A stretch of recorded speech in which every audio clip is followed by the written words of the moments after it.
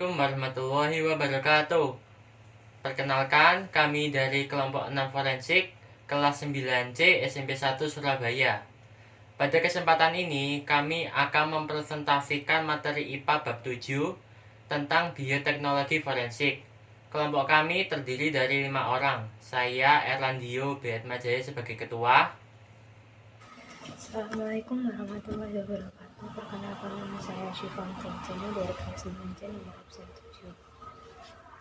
Assalamualaikum warahmatullahi wabarakatuh. Nama saya Rajo Rizky Rafatari Putri, nomor absen 29 dari kelas. Saya Ilmi Merdika Sukma, nomor absen 17.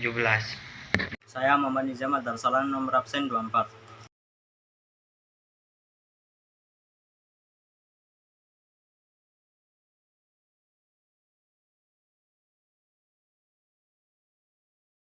Teknologi bio adalah makhluk hidup. Teknologi adalah suatu atau cara atau alat untuk memudahkan manusia dalam memecahkan masalah atau membuat produk yang berguna. Bioteknologi, penggunaan organisme atau bagian dari organisme atau agen untuk membuat suatu produk atau jasa sehingga dapat mensejahterakan manusia. Ilmu terapan atau karena bukan hanya biologi tapi biokimia, komputer, rekayasa genetika, dan lain sebagainya. Penerapan bioteknologi bisa dari pangan, pertanian, peternakan, kesehatan, lingkungan, dan forensik. Bioteknologi yang akan kita bahas adalah bioteknologi forensik. Apa itu bioteknologi forensik?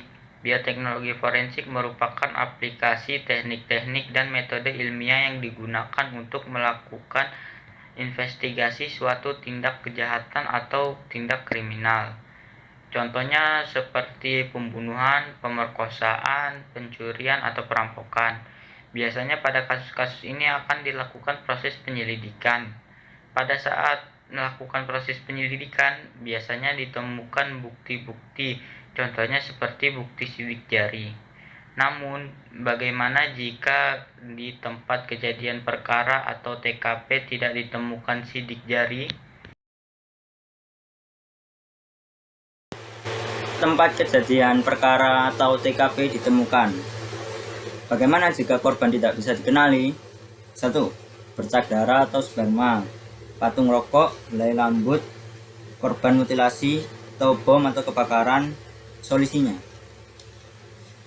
bioteknologi forensik, bidang ilmu pengetahuan yang digunakan untuk membantu proses penegakan keadilan melalui proses penerapan ilmu atau sains. DNA fingerprinting. Apa itu DNA fingerprint? Sidik DNA. Teknik dilakukan untuk mengidentifikasi berdasarkan pada profil pita DNA. Kenapa DNA menjadi acuan dalam investigasi pelaku atau korban tindak kejahatan? 1. Profil DNA unik pada setiap individu. 2. Memiliki keterkaitan dengan profil DNA dalam suatu keluarga. Prosedur sidik DNA sama dengan sidik jari, yaitu pencocokan profil sidik jari atau DNA. Pencocokan profil sidik DNA dilakukan pada saat investigasi forensik. Contoh, bandingkan DNA yang dikumpulkan dari TKP untuk menentukan tersangka dari 3 terduga yang hadir. Di sini ada profil pita DNA milik korban dan profil pita DNA yang ditemukan di TKP. Ternyata profil pita DNA milik korban dan yang ditemukan di TKP berbeda. Berarti profil pita DNA yang ditemukan di TKP milik tersangka. Coba di sini kamu lihat ada 3 terduga yang hadir. Coba cocokkan profil pita DNA yang ditemukan di TKP dengan 3 terduga yang hadir ini. Benar, jawabannya terduga yang kedua, karena profil pita DNA-nya sama dengan yang ditemukan di TKP. Contoh studi kasus untuk pencocokan profil sidik DNA tentang parental testing. Mari kita bandingkan gambar 3 pria dan profil ibu dan anak. Di antara ketiga pria ini, yang merupakan ayah biologis anak adalah pria nomor Yap, Anda benar. Yang benar adalah ayah nomor 3.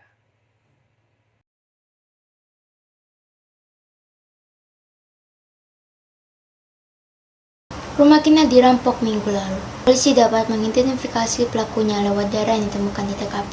Bagaimana cara mereka melakukan itu? Untuk mengetahuinya, kita harus memahami apa yang dimaksud dengan DNA fingerprinting. Juga mendeskripsikan beberapa fungsi dari DNA fingerprinting. Perampok tersebut menghancurkan jendela dan meninggalkan darah pada kaca yang pecah. Sampel dari darah, rambut, atau kulit bisa didapatkan dari TKP. Ilmuwan forensik menyelidiki sampel tersebut di laboratorium. Pertama, mereka mengekstrak DNA dari sel-sel menggunakan enzim untuk memotong DNA menjadi fragmen-fragmen yang lebih pendek.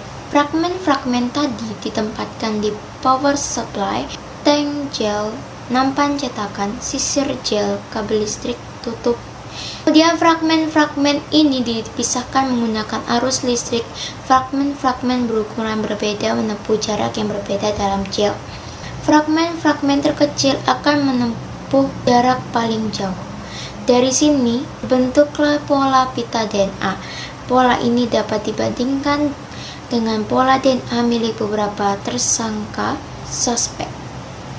Enzim dapat memotong DNA milik orang lain yang berbeda pada posisi-posisi yang berbeda, menghasilkan set berbeda yang terdiri atas fragmen-fragmen. Ketika dipisahkan di atas gel, setiap orang memiliki DNA yang unik yang akan menghasilkan sebuah pola yang unik. Dapat digunakan untuk mengidentifikasi mereka jika terdapat dua pola yang cocok, maka sampelnya adalah dari orang yang sama. Summary: polisi dapat mengidentifikasi perampok rumah Kina menggunakan sidik jari DNA-nya yang unik. Mereka membuat sidik DNA dengan mengambil sampel dari sel seseorang dan memisahkan fragmen-fragmen dari DNA untuk membuat pola. Jika polanya cocok dengan sampel yang ada di TKP, maka orang itu adalah pelakunya.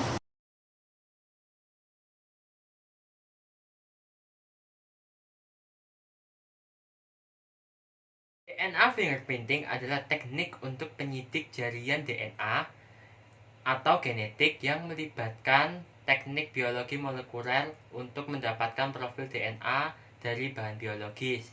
Bahan biologis bisa berupa tanaman, hewan, dan manusia. Profil DNA yang didapatkan disebut dengan ctDNA.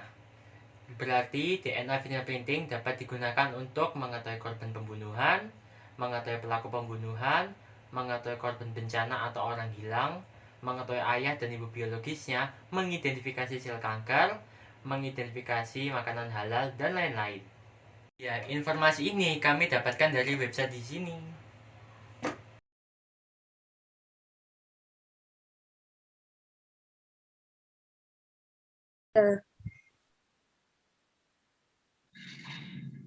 Assalamualaikum warahmatullahi wabarakatuh. Perkenalkan, nama saya Syifa Mutawiyana dari kelas 9C nomor absen 7. Mari kita amati kasus berikut. Berikut ini ada kasus pembunuhan seorang wanita. Di TKP ada sebuah pisau yang berlumuran darah. Dari data yang dikumpulkan oleh polisi, ada 3 pelaku yang diduga melakukan pembunuhan tersebut.